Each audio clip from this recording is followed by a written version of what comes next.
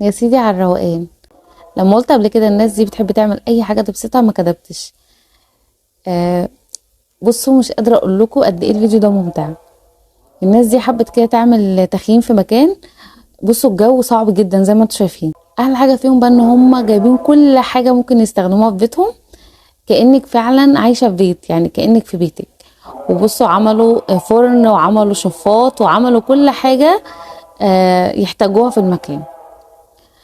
ناس رايقه تحب تبسط نفسها ما شاء الله. وكل حاجه بقى للمشروبات جايبينها. بصوا جايبين مكنه القهوه، جايبين اي حاجه نفسهم فيها عاملينها ما شاء الله.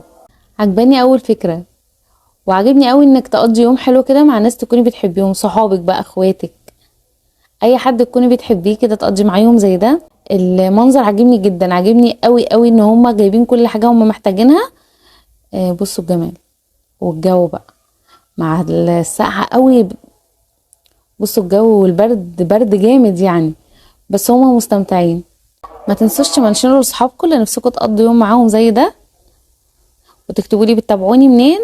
وبحبكم جدا وبعتبركم عيلتي التانية، وعايزاكم زي ما انتم موجودين معايا هنا، عايزاكم تكونوا موجودين معايا على كل المنصات الخاصه بيا.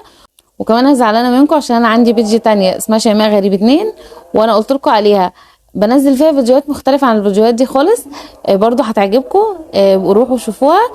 ما تنسوش تحطوا الكومنت الحلو اللي شبهكم، وتحطوا اللايك عشان بيرفع معانا الفيديو. شوفوا ان شاء الله فيديوهات حلوه كتير تعجبكم. مع السلامه.